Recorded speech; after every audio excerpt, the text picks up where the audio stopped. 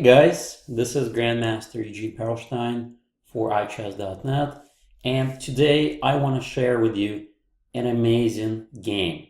This game was played by the genius himself, Garry Kasparov. But this is not an ordinary game. This is the game played by Garry when he was 12 years old. That's right. He was playing incredible attacking chess at 12, and this is his best game, probably of his youth for sure. So let's see what we can learn from this game together. So in this game, he plays the move e4 as white, and his opponent plays e6, inviting Garry to play the French. Now, I really like the approach that young Kasparov chooses here. He doesn't go for the mainline theory. He doesn't want to deal with any kind of theory. He plays a setup that is known to be more or less unrefuted, and you can just play the setup against many different openings called King's Indian attack. Keep in mind, Kasparov is an expert in King's Indian defense. He loves to attack. Why can't he do similar setup as white? So he plays d3. This quiet, unassuming move is the basis of white's attack. White is building a very powerful pawn chain that, as you see, looks at the king. Now, this is very important pawn chain because based on this pawn chain, we're gonna know what the plan is for white. Later on, we're gonna play knight f3, g3, bishop g2, knight bd2, castles. More or less, all of these moves are part of the same plan and start the attack. If you recall, in my earlier video, I recommended a lot of key shortcuts to improving in chess, and one of them is just play systems. Play systems where you know the plan. It doesn't matter if your opponent plays this way or if he plays c5, right? Totally different opening. Guess what? d3, you could still play exactly the same way, and maybe black sooner or later will play the move e6 and you will just transpose to your setup. So this is what I like about this position. The knight usually goes to d2, bishop gets fianchettoed, and this knight ends up going to f3 in a lot of these positions. So let's see how this setup works in practice.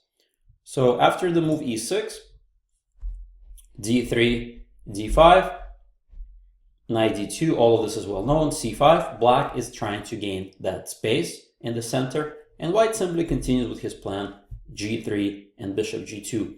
It is very important, guys, that you play with the move order where you put the knight on d2, because if you don't put the knight on d2 after the pawn trade, black will have a chance to take on d1 and ruin you from castling.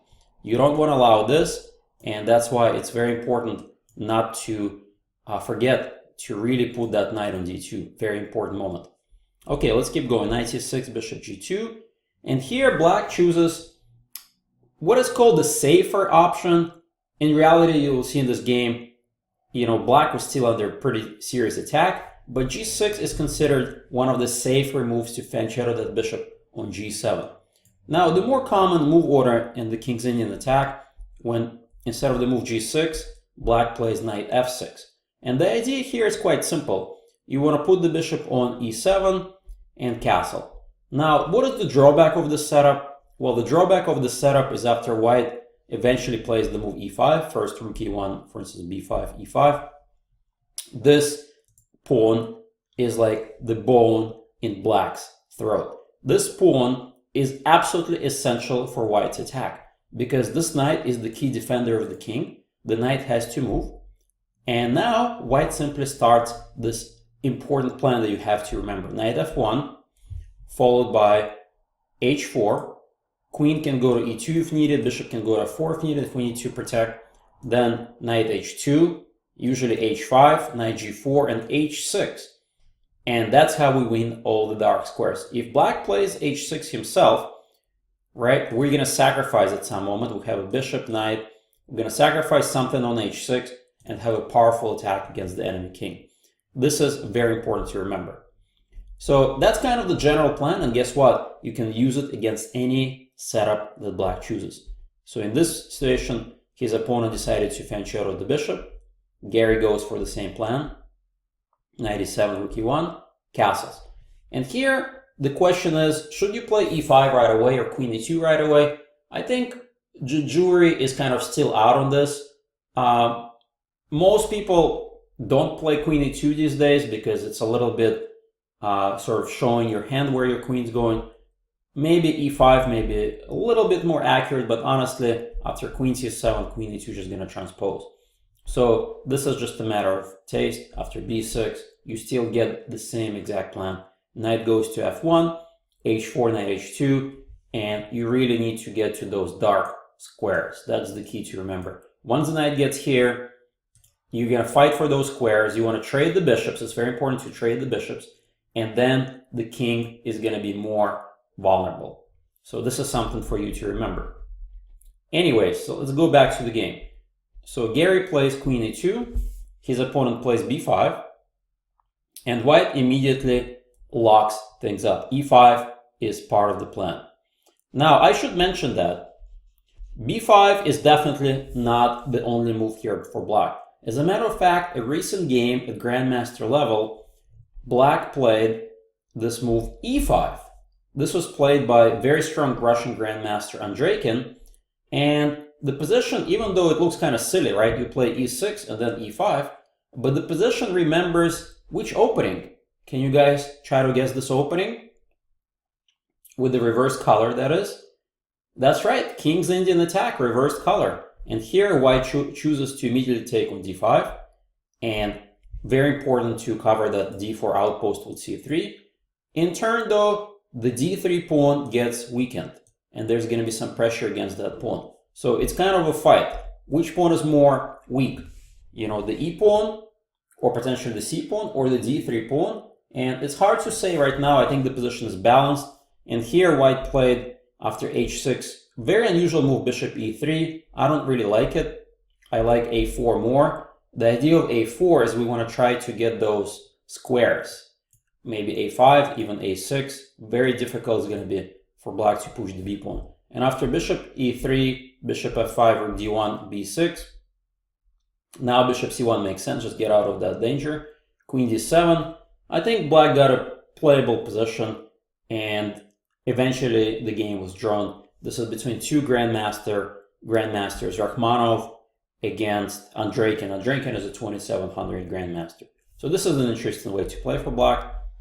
Probably steps a lot of those attacking options. So e5 is interesting. I would say queen c7 is pretty interesting too. And with the idea to meet e5 with f6. Although you may stop the attack, but you do create a weakness. Just like typical French, this pawn is weak, and white can try to undermine the queen side with this move c4, exposing more problems on this diagonal.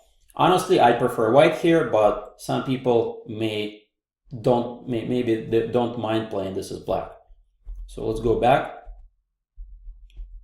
Anyways, so in the game, queen c7 was not played. He played b5, and Garry immediately plays e5.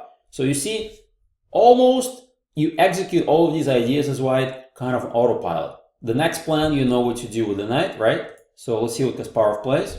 After a5, that's right, knight f1, bishop a6, h4. So very important, once you know the plan, first 12 moves, more or less, you can play on autopilot. You see how helpful it is to play openings that are based on concepts and ideas and plans. So now, what should black do, guys? It's clear that moves such as h5 are not a good option because you're going to give white the outpost. You're going to prevent this plan, but giving me that outpost, I may later play queen d2, bishop h6, and I may still play the move knight h2. I may still play knight h2 with the idea to play g4, and not knight g4, but g4, so that after pawn takes, knight takes, I will get extra pressure. So h5 is not recommended usually, so black continues his counterplay on the queen side. Notice the rule of thumb, don't make any active moves on the side where you're weakest. If you split the board into two halves, the queen side and the king side, where is white weakest? White is weakest at the queen side. That's why Garry doesn't push any of his pawns on that side of the board. So very important, guys, for you to remember that. Instead, we're going to start the attack on the other side of the board, on the king side. So knight h2, h6, trying to prevent any kind of knight g4 with idea if you play knight g4, king h7, and at least one square is covered. But bishop f4, very good move. Why are moves such as bishop f4 good here? Well, Nimzovich, one of the greatest authors of all time, wrote a book, My System, and he said, overprotection is a very important concept. You are overprotecting this pawn so many times. 1, 2, 3, 4 times, and it's only attacked twice. Why is that important? Because this is your stronghold. You never want your opponent to have that pawn under attack. And of course, the combination of putting the queen behind the bishop with extra pressure and connecting the rooks makes the bishop f4 move really good. Okay, king h7, logical move. And here, Garry plays bishop h3. I think it's actually a good move. Now, a lot of you may say, well, what's wrong with the obvious move knight g4? The only drawback that I see with this move is that knight f5 is actually quite well placed. It's protecting h6, iron d4 square, and it's hard to get rid of that knight. That's why it's important to start with this move bishop h3. Remember, the bishop is dead on g2 anyways. We might as well make it useful by removing that defender when the knight gets to f5. Well, c4, typical plan, counterplay. King g2, connecting the rooks. Knight f5. Well, white was ready for this, right, guys? Bishop takes. And here I think black sort of make the first mistake of the game by taking with the g-pawn. We're taught to take towards the center, right? Towards the center, because it's good for our endgame. But in this specific case, one of the key defenders of the king is, basically leaving its post. That pawn on g6 was doing a good job. In this specific case, I prefer e takes f. Even though it looks kind of silly to take away from the center, weaken this pawn, in reality though, with this move, rook a, you're going to put pressure, and it's much more difficult for white to create the attack as we see in the game. So I think this is a critical moment where black was a little bit playing dogmatically here. Now g4, exclam, simple move to try to open up the enemy king. And black took, which I think is the second mistake of the game, as Garry Kasparov correctly pointed out, c takes d, followed by d4. Getting counterplay actually on this diagonal is the key for black. Now at least it's not going to be a one-sided game. Black is getting some counterplay, but the position remains pretty tense. So I think this is the right way to play here for black. So let's go back. And now, after f takes g, knight takes g4, we see how dangerous black's king could be. If our rook can get to h1, there may even be sacrifices with knight g5 or bishop g5 later, trying to open up the enemy king. And this other rook can easily go to g1, and our king can swing back to f1. For instance, it doesn't have to go that way, but this could happen. Another interesting idea is we can play knight f6 check at some moment. Well, you have to be careful with the queen and the bishop, but that's another way to get to the enemy king. So we have a couple of options here to continue the attack. In both cases, it looks really promising, guys. One of the key ways to start, getting better in attacking the enemy king is simply count. Count the number of attackers and the number of defenders. Here, all we see is that these guys are not participating in the defense, whereas all of white's pieces are potentially attacking the king. Perhaps this guy is not quite ready, but we can see that pure numbers game is not in black's favor. So let's see what happens next. Knight e7. Looks like black is going to get one more defender into the game, but here comes really important moment. What to do here for white? And 12-year-old Garry Kasparov absolutely is brilliant here. This is probably a move that even modern grandmasters may not play because it's such a committal move, I would say, but Kasparov saw all the way far. why don't you guys try to figure out what white can do here? So knight f5 is the threat. Obviously, we can't really prevent it easily. So, but that's not a big deal. We can attack the enemy king regardless of that threat. All right, if you need more time, please pause the video and try to figure out on your own. And the young Kasparov plays absolutely brilliant move. Bishop g5, double exclam. Temporarily preventing the knight from coming to f5, but more importantly, you're offering the bishop for the pawn, right? Pawn can simply take. This is a sacrifice, purely intuitive sacrifice.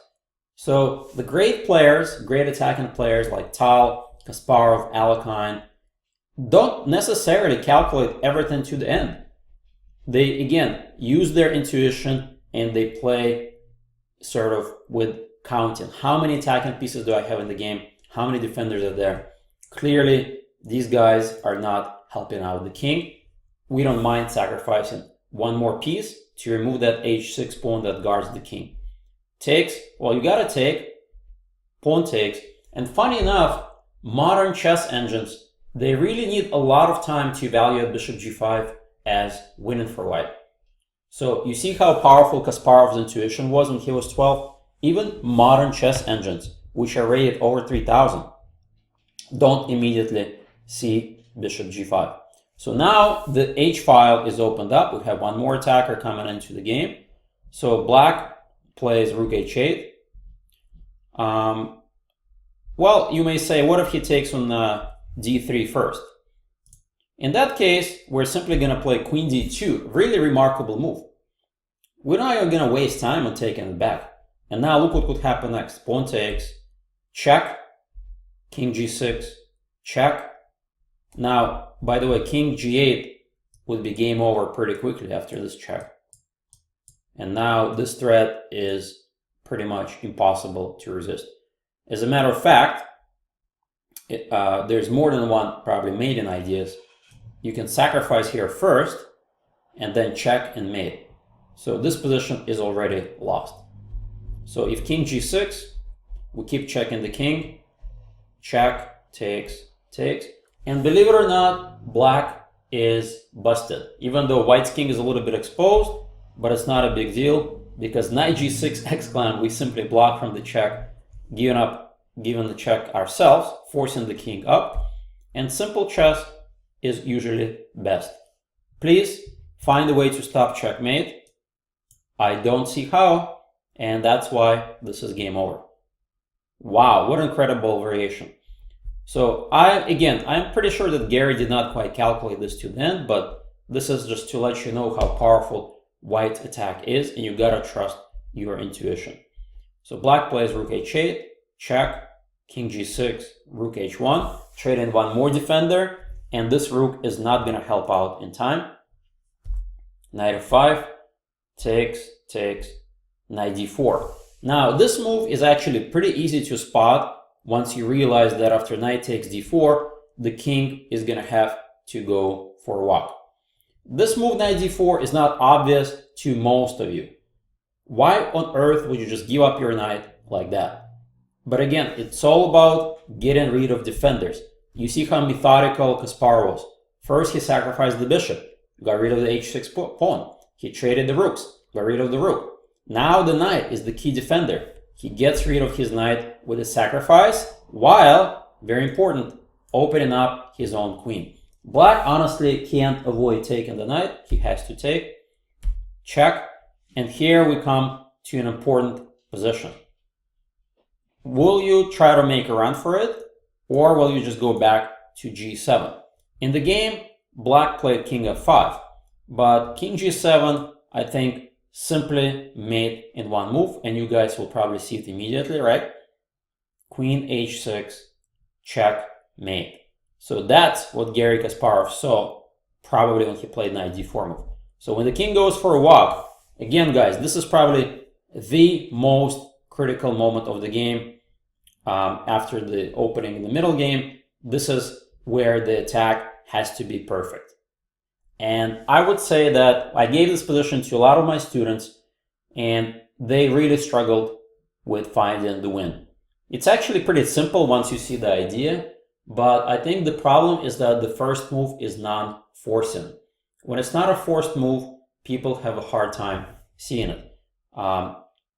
Actually, the very first move, it's forcing because g6 is a check, but in this position, this is the position I actually meant. This is where most of my students simply don't see the follow-up.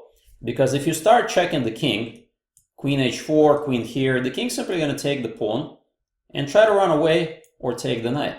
So you can't simply give checks like that. You need to do better. You need to do better, and you need to cut out the escape squares from the enemy king.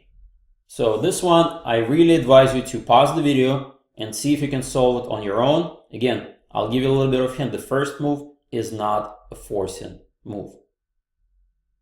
And the way you solve this one is to ask yourself the right questions. Where is the king gonna go next? Well, that's a good question to ask because the king absolutely has no escape squares. So can we try to box the king in so that queen g4 will be checkmate? We need to protect this very important pawn. Remember, overprotection? Nimzovich was right. Overprotect your strength. And the move is rook e1 exclam. I would say double exclam because honestly, that's the only move that wins in this position. Not a difficult move once you realize the right idea, but it's not obvious at all. So, well, bishop takes knight, take away that defender of the g4 square. Now queen g4 is not made, but the idea still remains.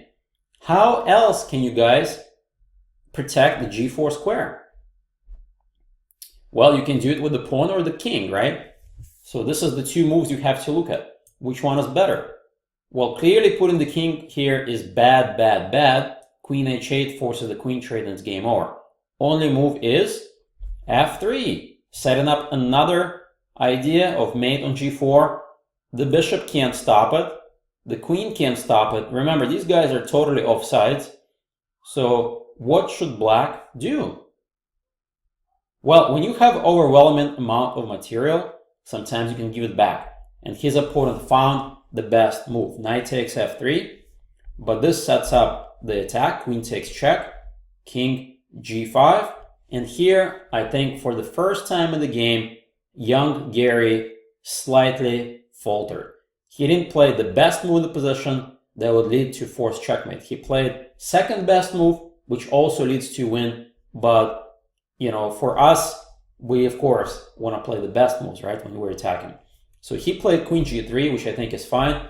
But once again, quiet, unassuming move, setting up mating nets is the way to go. Cut away, cut out all of those escape squares from the king if you can.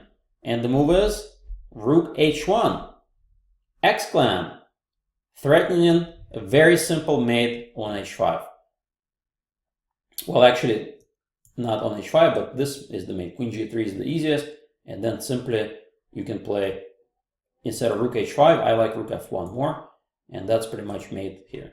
Anyways, the best move is to take, check, you make a run for it, check, you make a run for it, and simply take the bishop. And again, that pawn, remember I told you that pawn, that was the key concept of this whole setup, is the one that's going to decide the game. Threatening mate. If queen f8, mate on any of these squares, easy win.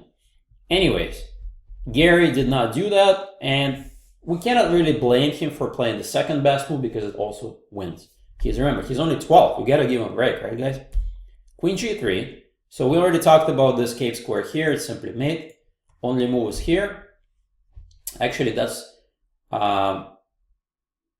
yeah, I think that's the best try.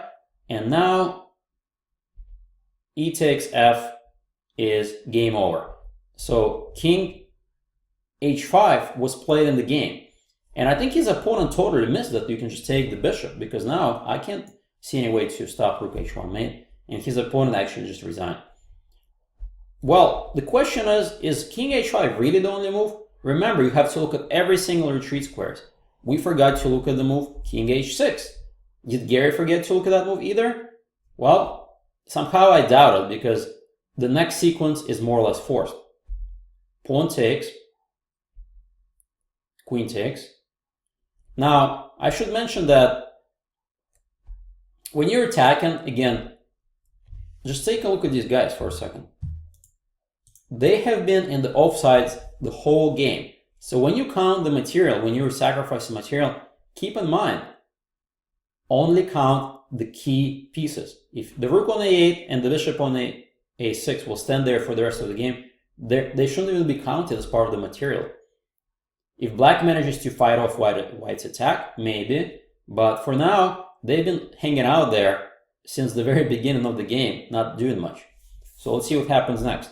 Check, that's the best line. King g7, and now another check. All right, so accuracy is required from black. King g8. And now it looks as though black is out of the woods, but rook takes f7 gives white the winning position. So here black has a choice to take the rook or not. Let's say we don't take the rook, we play queen h8. And now, absolutely brilliant move, the only move that wins. Queen d6. Simple chess, domination. Look at the masterful rook here protected by the pawn, the queen. These guys are simply watchers of the game. This queen can't even give a single check. Next move, we're going to take the pawn, setting up some nasty discovered checks, and it's game over. Well, queen d6 may not be so easy to spot, but trust me when I say that this is easily winning. But I think the best practical choice is to give up the queen. And even though the rook and the bishop are no match for the queen, it is close because you also have the pawn, right? It is pretty close. And the question is, can white win this?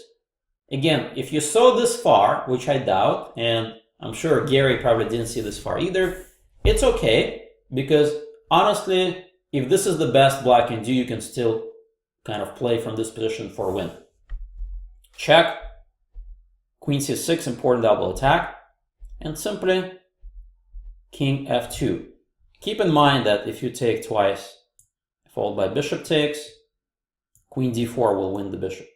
So therefore, this position is winning for white. Next move is going to be king e3. These guys are not really doing much. We're going to bring the king, and white should slowly win this.